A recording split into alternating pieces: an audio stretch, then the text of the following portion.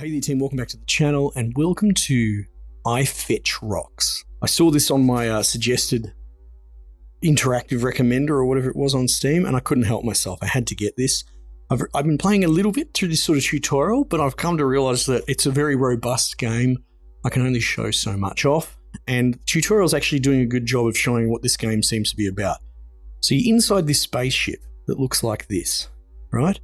And it's room scale, but it's really clever. So you can go through the doors and it sort of flips your view around.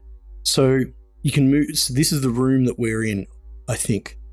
And you can move from room to room, but you don't really have much more walking space than here. And this is actually not that complicated a room in the scheme of things. But everything, these are data cables, these are power cables. So that's the light. I suppose I could fuck with it if I wanted, right? Pull it out, put it back in. Right, and you've got it going down to there. I think that's the main, and you can see there, that takes the mains power into the next cabin. Seems that that's the same thing with these data points as well. But it looks like there's multiple adapters anyway, so you could have different data cables and different mains as well. So it's all logic-based, it all makes sense, and it's only as complicated as it needs to be. Very video gamey. So anyway, it had me go back, check some thrusters. You've got this sort of little data cable here, which has like a power gyro in it, so you can shake it to give it charge. And if, for example, you needed light, you can plug it into there, and it gives you this localized little generator, right? And one of the little first starting tasks was, oh God, where do we have it? Let's put it there. That'll do. One of the first tasks was to do exactly that, plug the light in and fix the boxes and that. This little green thing is the health of the unit, and it can go to like 2 dots, yellow and then red, and it will break eventually. And what it's got me doing now is setting up for this oxygen scrubber thing. I think this is this plate. It's sci-fi, right? The idea is that this is some sort of carbon attracting plate. This is your equivalent of an oxygen scrubber in this game, right? And we're setting up a system to create a logic alarm when that drops below 20%. So yeah, the tutorial's not messing around. I think the core of this game is, you know, we're in a spaceship and we want to go fetch asteroids. But like I said, it's incredibly complicated. And I love it. Anyway, so I thought it was probably worth going through these tasks because, funnily enough, I think if I try to do a 30-minute video of me doing the sandbox sort of thing, that's not going to happen if I don't have 100 hours of experience with this, and I'd just be floundering around. So I thought showing off some of the tasks that it's teaching me through will give you an idea of what this game is and maybe help inform you if you want to pick it up. Anyway, so we're still recording. Everything's looking Gucci. So it's just rattling off the parts that I want, and you can just generate a lot of these into existence out of your bum pocket, out of here. You can pin this, but I don't like that because it locks to your view, and that sort of thing makes me really sick really easily. But you can still just hold that up. I guess you can pin it as long as you don't move around too much. I like this, how this sort of free floats, you know? We might be able to change it in the controls to do that, but let's not worry too much. Anyway. So you can see here, I've pulled out 3 small data cables. We've got a dial controller that goes to 100, power cable, small power cable there, data processing, math scoped inequalities times 1. Okay, well, let's move this around. What was it? Data processing, which makes sense. Math scoped. Inequalities, and look, we've already got one in our inventory. You can't spawn things inside each other, so we'll just plonk it there. Okay, so essentially a math logic unit. Anyone that's watched us play, Station Is back in the day, you're probably familiar with all this sort of crap. Speaker module already attached to the bulkhead. Okay, so that's fine. There it is over there, you can see. Okay, what do you got for me next? Life support. What is this page? What is this telling me? Carbon bonded plate, life remaining, data in, data out. Okay, right, that's a key. That's just explaining to me what all the bits are. So that's the plate. Okay, What's the next page? That's all right, we can build this. I'm sure we can build this. Now, the thing is, this is a good tutorial, but I wouldn't mind this being a game. Like, I'm presuming that the game's going to just let me do my own thing. But, you know, people like building Lego and IKEA and all that, and I don't mind the idea of these little projects. But anyway, that's beside the point. Okay, so there's the plate. There you go. That's going to be the port for that. Carbon bonded plate. Inequalities in. How many plugs do you have? You only have the one plug. Oh, okay, that's just pointing to tell us. Right, so inequalities in. We're going to run a data cable in. So you can see this is actually male and female. You can see there. All right, so we got to put it like that. So in, if you're fucking, this is so good. This is, when I saw this, I knew immediately I had to play it. So there we go. We've essentially got a data feed through the in hole, and look, the cable just gets longer. This is so good, man. VR, so like nothing against the shooting games. I love Into the Radius, but fuck me, you can do some crazy stuff with VR if you just think outside the traditional game mindset that everyone is stuck in. Okay, so we've got the speaker. We're going to run a data cable from that. Right now, what do we got here? Looks like red for power on the speaker, which makes sense. So, oh, whoopsie daisies. Right, so that's data in. So we've got the data is going to come out of this and it's going to feed into that. Right, good job. Reset the dial to 20 and move on to the cockpit. Yeah, I don't think we're quite there yet, game, but okay. But it seems to have popped up a little bit early there. Okay, so you can see here we've got the dial here, and that's going to feed into this as well. In the less than, looks like the less than, and that's going out. So we'll go less than, right, like that. Set the dial to 20. There you go, 20%. And that's its health bar there. Okay, just sort of let that float for a moment. Speaker's got to go into the main power, which I guess we could piggyback off of that. I don't know how fusing and all that sort of works in this game. So let's put that there and piggyback like so. And I think we're good. And I suppose we could just slot this into the wall. Looks good, right? Carbon plate. When it drops down for a certain point, it sends the percentage data from the carbon plate to this. It has an output, a data output to there, and it seems to have a percentage trigger. Yeah. Less than 20%, trigger the alarm, I guess. Yeah. Pretty basic system, but you wouldn't want it any more complicated than it is now. Look at this, we've got all sorts of shit going on here. This is crazy. Oh, look, it's got its own sort of systems here. 21%. I wonder if it's going to trigger when it hits 20. Okay, cool. Once the circuit is complete, test it by setting the dial to 100. This should then trigger a tone from the speaker to warn you that the carbon bonded plate has less than 100% life remaining. Makes sense. You could enhance your speaker tone using the frequency socket and a controller or sine wave generator if you had one, right? So we could change its output through there, which is pretty cool. We could change a different type of buzzer. So we could have different tones of buzzers that you could know off by heart. That's for this, that's for that. Alternate car, to skip this section of the tutorial, head to the cockpit. No, I do want to test it. Let's test it.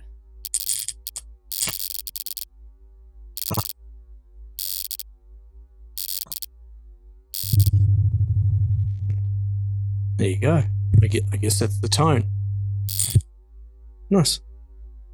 All right. So the cockpit, I believe you are here. Cockpit's got to be there then, right? Let's go. Check data pad. Oh, cool. Look at this. Oh my goodness. Okay, that makes sense for vision. I haven't been in here before. Oh, look at that. Okay. All right. What's next? Oh, look at that. Okay, cockpit's where the magic happens. Well, I would argue the magic happens in the engine room, but I guess it's all perspective, isn't it? Yeah, look at this. I love it. Here you have flight controllers, rock tether, main computer, scanner, navigation equipment. Okay, sure. Flight controls have been pre-fitted for you, but they need testing. Follow the tooltip for flight controls. Okay, sure. This controller, let's just put you away for the moment. This controller is currently connected to your yaw thrusters, right? So we're just going to yaw to port. Kind of cool. Yaw to starboard. All right. Now, it doesn't seem to be true Newtonian because there's a deceleration component to it. Whatever, it's a game, but you know what I mean? Probably make me really sick if it just starts spinning uncontrollably. This controller currently connected to your roll thrusters, right? So we can... Oh, that's bad if you get sick in VR. Oh yeah, that's a bit much for me. All right. His controller is currently connected. You mean this controller is currently connected to your pitch, right? So we can pitch up and down with this, right? Oh, it wants me to pitch up and pitch down. Got it. Got it. Controller is currently connected to your powerful forward thrusters. Okay, cool. Sorry, itchy nose. So we can put forward thrust. That's cool. We've got a little windlass sort of space version. Now, set it back off and your velocity will slowly decrease. We've got a meters per second readout. Linear dampers are what cause you to slow down when thrust stopped. That's what we were talking about. Turn off the dampers, right? And set thrust again. And then if we turn it off, it will probably behave Newtonian. Fixed velocity. Notice you keep your momentum. Switch the dampers back on. Put us down to a slow stop. Now, relative to what exactly? Who cares? It's a game. But, you know, I get it. More information. Typo in there. Is on your flight manual. Now, connected to your reverse thrusters. Now, is that a damper for the reverse thrusters? I'm curious. We've got... There must be a damper system for those as well. Set reverse thrusters to minimum. Set it back off and note the damper still works the same. Reverse thrusters are weaker than forward thrusters. Yeah, that makes sense. Yeah, I wonder if... Is this a... Aha! It is. So this seems to be the 6-degree damper, right? Got it. And I wonder if this damper applies to forward and reverse. So if we put it in reverse and then turn that off, there you go, cool. So this is a thrust damper and this is a degree of freedom damper. That's cool. Look at me figuring this out on my own. These controls are currently connected to your translate thrusters. Okay, yeah, cool. Sure.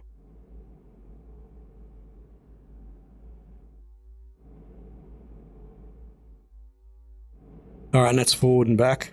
Got it. Got it. Task translate up.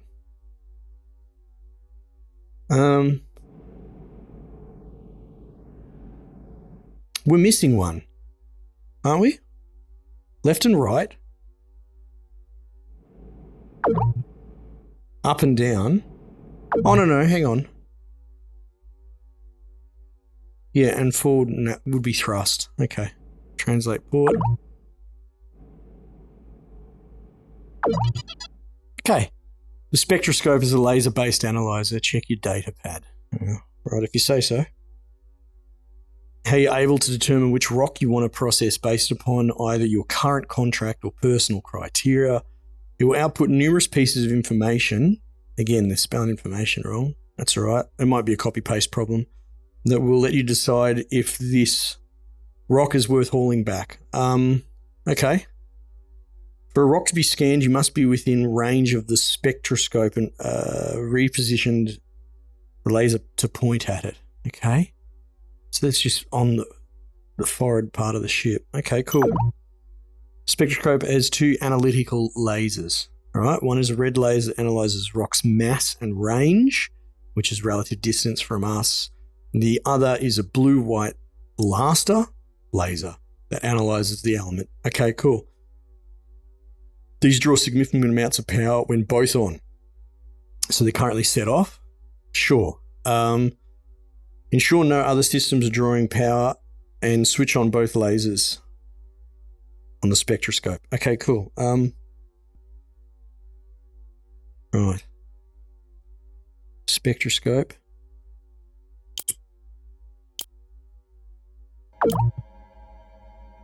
Okay, this controller moves. Laser around. Dismiss me to continue. I understand. Do I have a printout for my power reserve or something like that? You know what? Let's see what's going on here. Point the spectroscope at a nearby rock. You may need to reposition the ship to be in range of a rock. If you got excited when testing the flight controls. Yeah, fair enough, probably. Right, what do you reckon?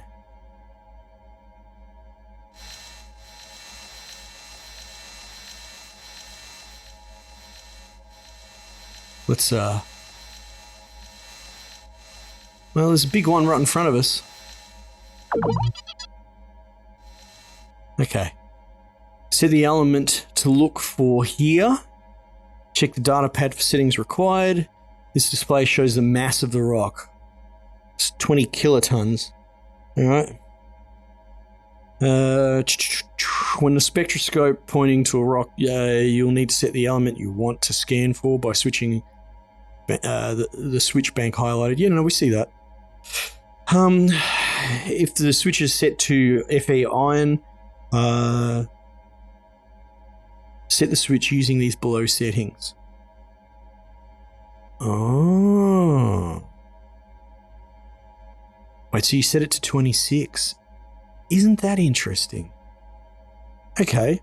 Future of these settings can be found under your manual under element settings. Full menu will be available after you complete the tutorial. Okay, cool. So you want me to set it to 26. So off, on. So what's going on here? 16. 8. And then this bloke at the end. That's pretty cool. And we've got 1, 2, 4. Right, yep, I see. So you can get your combination. Fe is what the element that we're scanning for. This display shows the mass of the rock. Yeah. Now we can use...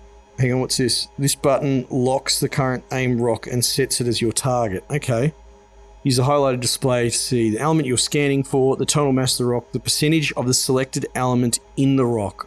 I'm guessing that's the 100%. Yeah, okay, well, let's go with that. I mean, I guess we could just turn this off, right? And yeah, it must be. Okay. The percentage of the distance to the rock. It's actually 100% iron. Is that really a thing? I wouldn't have thought so. The more mass the rock, well, I guess it's possible, yeah. As the more thrust is required to move it. You will need to upgrade your power supply to increase thrust and move larger rocks efficiently. All right, so it's riddled with typos, but I'm assuming, like, I don't really care. This is more like maybe the developers see this and they just don't realize. It might be a language thing, right? I'm not an English teacher here. Okay, cool. Next, use the highlight button to lock onto the target being analyzed. Yeah, right, so...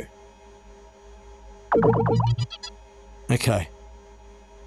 This device always points to the select target. Once the rock has been locked on, you'll notice that a highlighted navigational display will point to it. Yeah. This button sets your target as the processing plant. Station. Lock station. I see. Ah.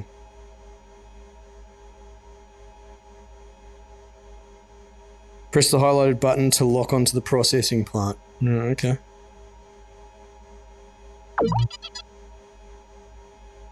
Which must be that donut, right?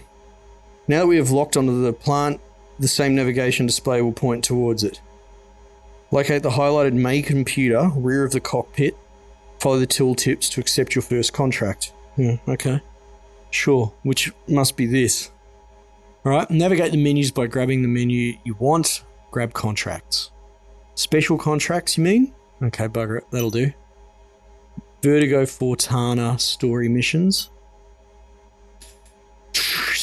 Get special contracts on this. These might have follow-up contracts, rewards, differing outcomes. Yeah, I'm curious how the campaign of this works. So I collect all these bits and pieces and I can upgrade my car. That's kind of cool. These contracts will be various companies. Yep. Accept this contract and complete it to unlock contract 2 in the sequence. All right, well, let's do that. Bang. I'm really quite conscious that I'm going to smash into this. This is doing room scale better than most. I'm walking into a box over there. Okay, cool. Complete. Navigate menus by grab contracts. Can I just go complete? There we go. When you complete a contract, will be taken to a response. Yeah, this will disappear when you press the back button.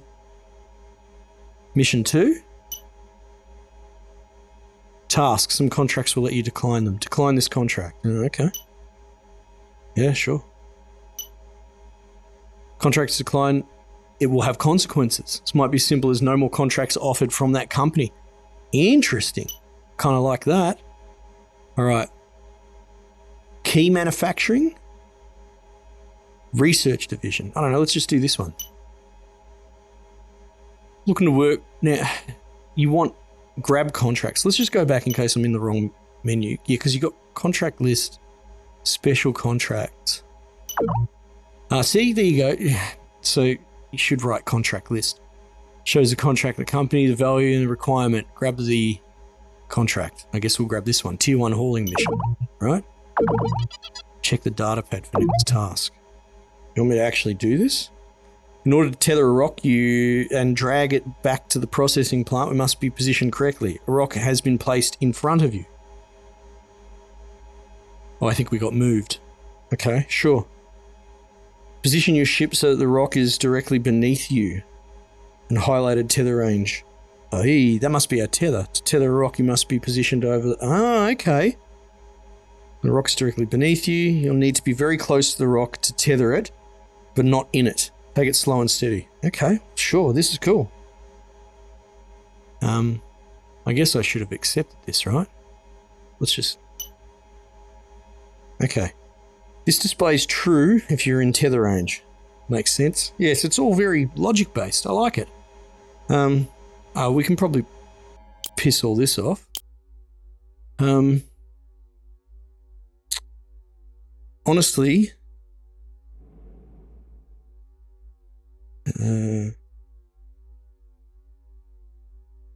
what we should have, what we should do actually is target it.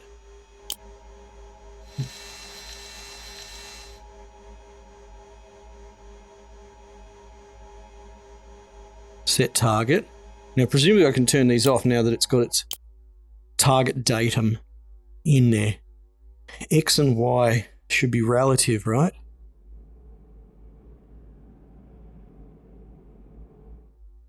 Okay, cool.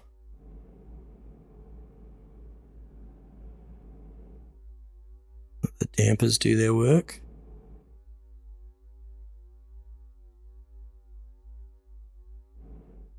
Did I turn the dampers back on? Looks like it's working it out. Okay. And forward thrust.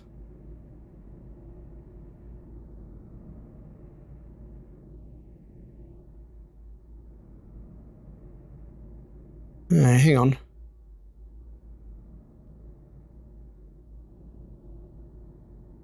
Oh, you know what? It's relative to origin. That's what it is.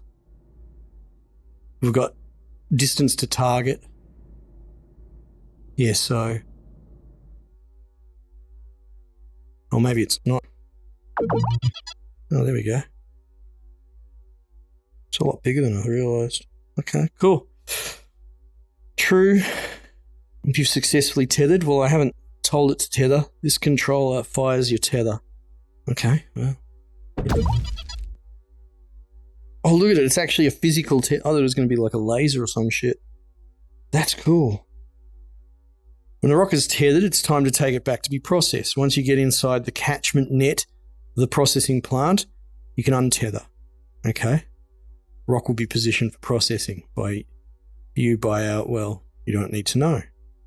Lock onto the processing plant, navigate towards it, follow the tooltips. Okay, sure. Lock.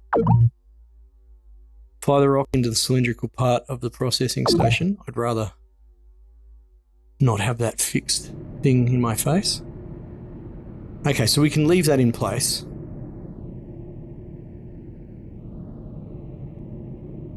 Assumes that the rock stays rigid with us, which is cool.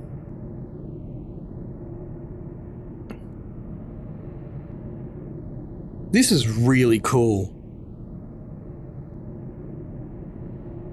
Oh, that's cool. I might be able to go in there. Looks like I can dock in there to maybe do repairs or something.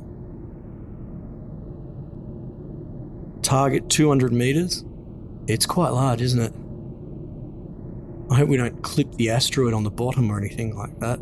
It'd be hard to tell.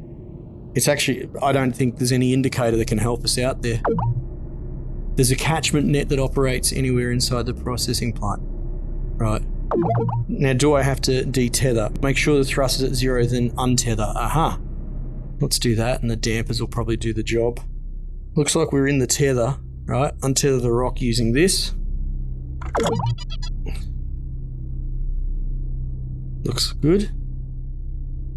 Rock will be positioned for processing automatically. Reverse out and check your data pad. That did in fact untether, did it not?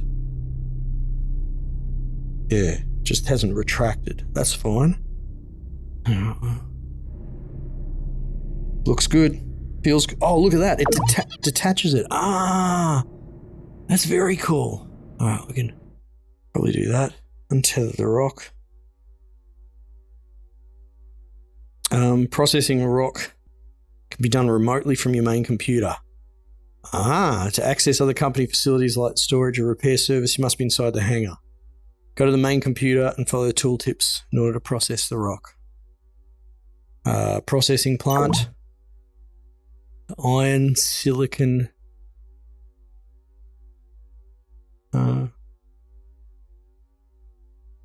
Zinc. What am I looking at? Oh, this. I was busy looking at these. I was like, why is there only 4 elements there? Anyway. Select the element to extract. All right, so I can't click them? Sure, okay. Oh, kicking something on the floor. Start processing and select go home. Extracting iron, progress, kilotons. Oh, look at it go. Oh, it's shrinking it. Bye-bye. Bye, asteroid. Okay. Once completed, select home. Almost done.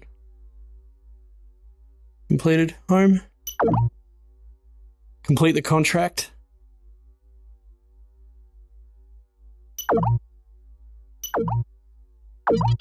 Congratulations, new contracts are now available.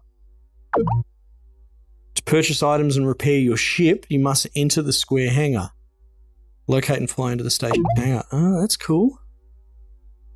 Which we saw over there.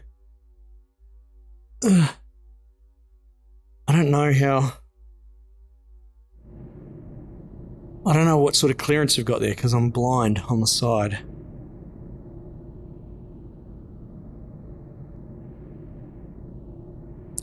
We could probably do this while under power, right?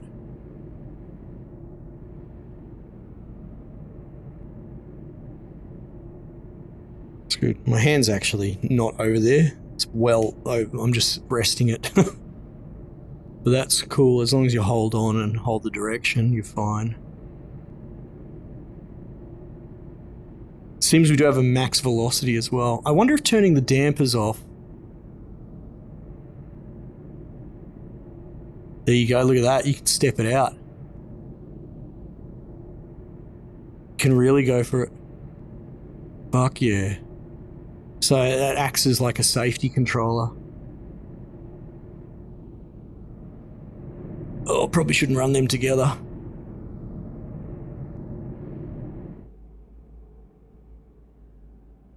And my dampers are on, fuck it. Let's rip this one off.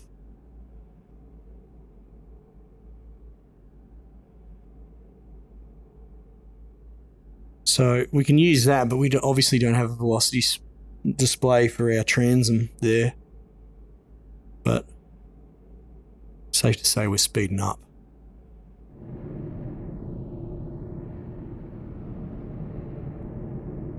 Oh fuck, hang on. Because I have the dampers off, I have to be careful with. Yeah, that should go down. That should go up.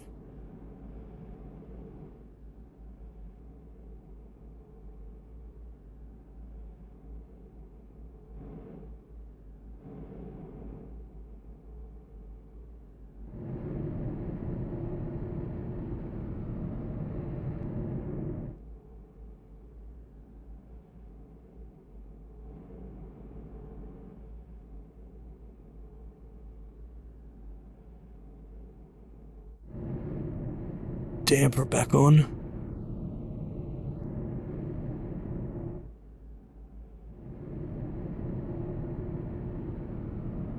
There we go. Nice. Throw that back. Cool, you're in the dock. Stop ship moving to main computer and access the store. No, it should stop itself. In-store access will now be granted to the main computer. Go to the store. All right, let's have a quick look in the store and then we might put a pin in this. Purchase a spare carbon bond plate for your life support. Now, I think a lot of that stuff just lives in your inventory in your pocket. But I'm curious, what's this? Repair, resupply, circuit diagrams, engine upgrade. Can I look at it? Wait, hang on. Now that's interesting. So is it going to show, I was saying before, it's going to give me little Lego diagrams. If I complete them, it will enact an upgrade. That's perfect. That would be the one thing that I really wanted in this game. Power distribution, energy cells, small cell. Oh, this is great. This is fantastic. Oh, well, look, I can't keep doing this forever. We're going to put a pin in it there. So there you go. I fetch rocks. I'm pretty sure that's what it's called. This game is really interesting, really cool. I don't know, like you only saw so much of the ship. Will it let me leave here? We can go back into the central hub. Right. We've got like a thruster room through here. Left and right, sort of basically, you know, your RCS thrusts, right? You can see it there. I'm not sure 100% what all this does. I guess 1, 2, 3, 4, 5, 6, and we've got these over here. And probably for all your different degrees of movement, to be perfectly honest. That's what my best guess would be. Looks like we've got a pressure reader as well. I don't think I've really looked back here. Oh no, we started in the engine room. So there's like a damper, apparently there's a dampening field. That's what this does. I'm not 100% sure exactly how that works into gameplay. And this is the plant.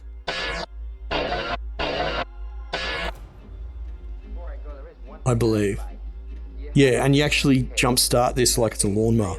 And that's sort of our power source. Alright, okay, so we don't have like a main thrust room. So the engines must be part of that. Anyway, cool. I'm going to finish up there. This game's really cool, and it's my pleasure to show it off to you guys, especially if you joined me back from the old Stationeers days and that. You know, I do all sorts of stuff, but it's cool. It's cool to cover slightly more hardcore games sometimes. But I can't stay in VR forever because it makes me crook. Anyway, team, thanks again for joining me. Might just leave it there for the time being, and I'll catch you guys on the next one.